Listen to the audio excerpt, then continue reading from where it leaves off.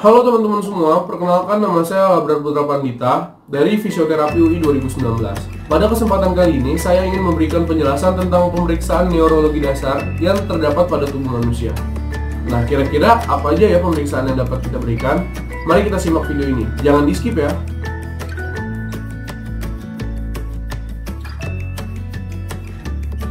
Oke teman-teman, yang pertama ini ada sensation skill check. Nah, di dalam sensation skill check ini ada beberapa komponen nih teman-teman. Yang pertama itu adalah sentuhan halus.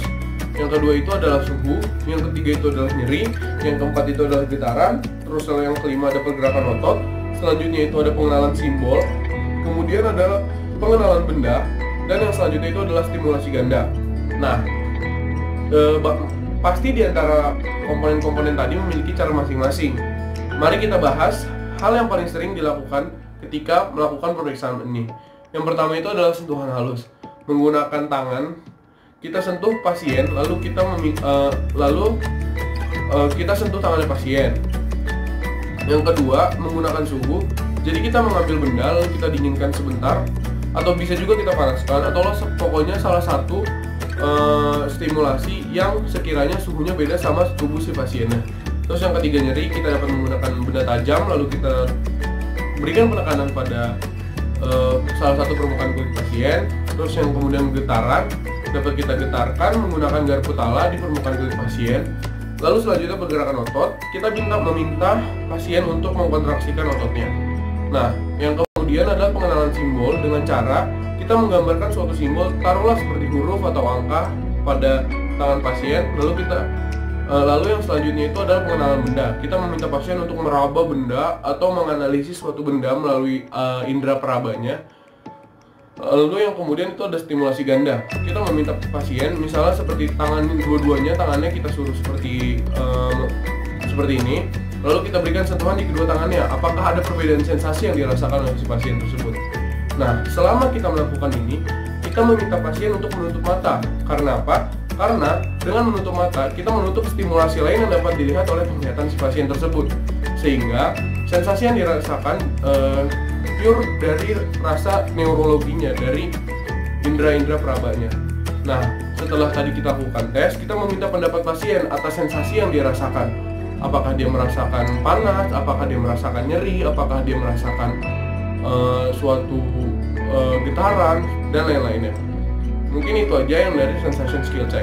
Berikutnya kita lanjut ke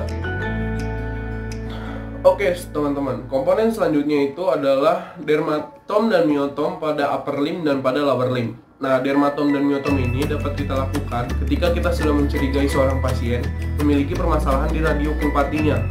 Nah, sebenarnya komponen atau inti dari permasalahan si dermatom di upper limb dan di lower limb ini sama-sama berkaitan dengan neurologi yang berada di tulang belakang. Lalu kita mengecek ini dari yang membedakan adalah di mana letak kita mengeceknya. Sebagai contoh, kalau misalnya untuk di upper limb kita menggunakan di regio tangan kita, di sekitar tangan kita, di saraf-saraf yang terkait. Lalu kita berikan refleksitas terhadap si tangan pasien tersebut. Itu menggunakan kuas yang biasanya kita temukan di polu refleks, teman-teman. Nah, setelah itu kan tadi di upper limb. Nah, kalau yang di lower limb itu sebenarnya sama aja, cuma bedanya kita melakukan pengecekannya melalui regio di kaki, teman-teman, di paha.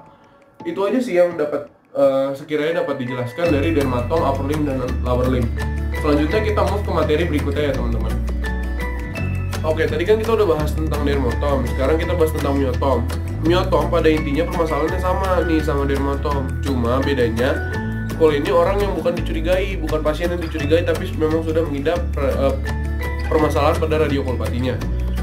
Di myotom upper limb dan lower limb itu sama-sama intinya, sama-sama inti permasalahannya, cuma yang membedakan adalah cara bentuk tesnya. Kalau misalnya myotom di upper limb itu dimulai dari C5 sampai torakal 1. Sedangkan untuk di lower limb itu dimulai dari lumbal 2 sampai ke cervical 2.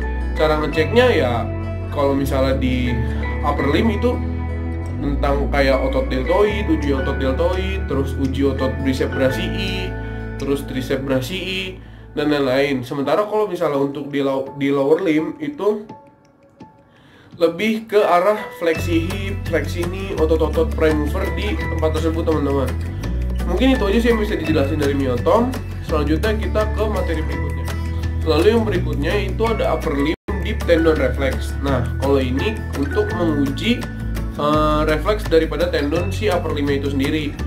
Di sini ada beberapa klasifikasi, yaitu antara range 0 sampai 4. 0 itu seandainya tidak memiliki refleks sama sekali. Terus yang satu itu sedikit, tetapi pasti hadir respon yang mungkin atau mungkin tidak normal.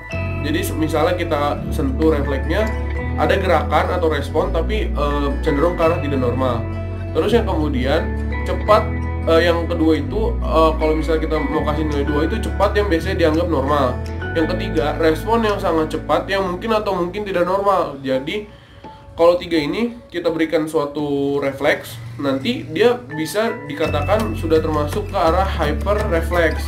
Terus yang kemudian yang terakhir itu 4 atau klonus yang selalu abnormal. Klonus yang selalu abnormal itu hampir sama dengan yang nomor 3, bedanya dia lebih ekstrim, lebih ke arah suatu abnormalitas atau ketidaknormalan. Selanjutnya lower limb deep tendon reflex, hampir sama dengan upper limb deep tendon reflex.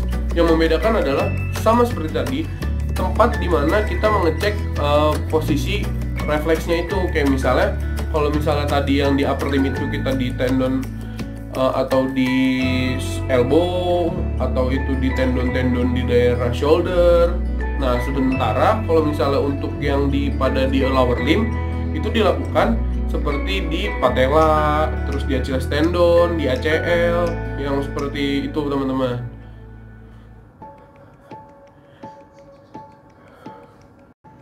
Jadi pada dasarnya upper limb dan lower limb deep tendon reflex itu hampir sama, cuma seperti tadi, letak kita mengecek si keabnormalitasan atau pokoknya apapun yang kita pengen cek ke pasiennya itu cuma berbeda di tempatnya doang. Tapi pada intinya permasalahan atau intisari kenapa kita harus mengecek bagian atau regio itu sama teman-teman. Materi selanjutnya itu yaitu Babinski sign of reflex. Nah, permasalahan ini adalah permasalahan yang biasanya didapatkan ketika kita memiliki sensitivitas yang sangat amat tinggi. Jadi permasalahan ini dapat kita temukan dengan cara mengeceknya, yaitu melakukan sebuah stimulasi menggunakan benda yang sedikit runcing atau tajam dari sisi tumit kaki menuju ke depan kaki atau ke bagian jari-jari, tetapi di bagian lateralnya. Apabila dia memberikan refleks atau respon yang abnormal, itu berarti dia mengalami Babinski sign or reflex.